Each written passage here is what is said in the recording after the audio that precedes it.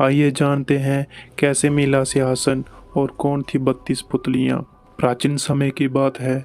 उज्जैन में एक राजा भोज राज्य करते थे। वे बड़े दानी और धर्मात्मा थे। उनके बारे में प्रसिद्ध था कि वह ऐसे न्याय करते हैं कि दूध और पानी अलग अलग हो जाए। नगरी में एक किसान खेती करता था। एक बार की बात है, खेत में बड़ी अच्छी फसल हुई, लेकिन खेत के बीचों बीच थोड़ी सी ज़मीन खाली रह गई। हालांकि किसान ने उस ज़मीन पर बीज डाले थे, लेकिन वहाँ कुछ नहीं उगा। किसान ने वहाँ खेत की रखवाली के लिए एक मचान बना लिया।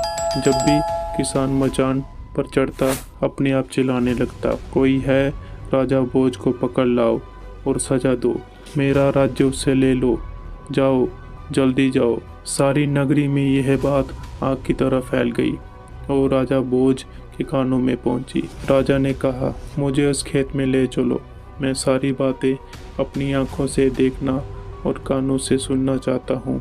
राजा भोज जब उस जगह पहुँचे तो उन्होंने भी देखा कि किसान मचान पर खड़ा है और कह रहा है, राजा भोज को फौरन पकड़ लाओ और मेरा राज्य उससे ले लो।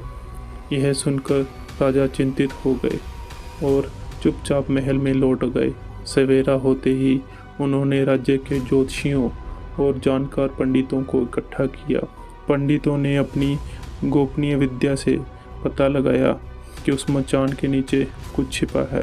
राजा ने उसी समय आज्ञा दी कि उस जगह को खुदवाया जाए। खोदते खोदते जब काफ़ी मिट्टी निकल गई तो अचानक एक सिंहासन प्रकट हुआ। सिंहासन के चारों ओर 8-8 पुतलियाँ, यानी कुल 32 पुतलियाँ खड़ी थी।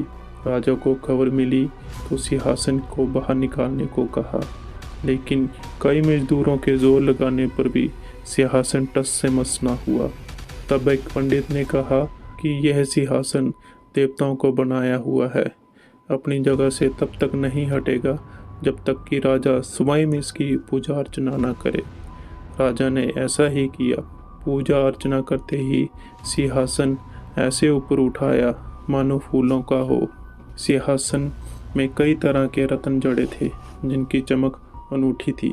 चारों ओर 32 पुतलियां बनी थी। राजा ने पंडितों को बुलाया और कहा, आप लोग कोई अच्छा मुहूर्त निकालें, उस दिन मैं इस सिंहासन पर बैठूंगा।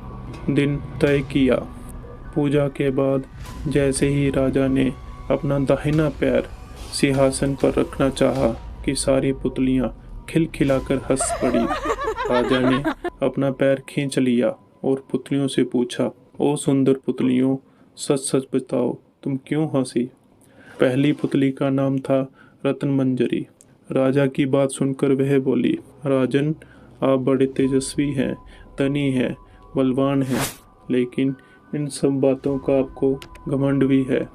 जिस राजा का यह सिंहासन है वह दानी, वीर और धनी होते हुए भी विनम्र थे, परम दयालु थे। राजा बड़े नाराज हुए।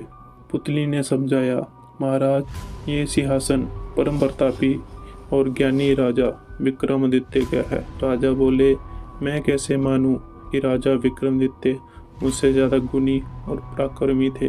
पुतली ने कहा, ठीक है, मैं तुम्हें राजा विक्रमादित्य की कहानी सुनाती हूँ। तो ये थी आज की कहानी, सिंहासन 32 का रहस्य। कहानी अच्छी लगी हो तो हमारे चैनल को लाइक, शेयर और सब्सक्राइब करना ना भूलें। जल्दी ही आपके सामने सिंहासन 32 का पहला भाग प्रस्तुत किया जाएगा। कहानी सुनने के लिए आपका बहुत बहुत धन्यवाद।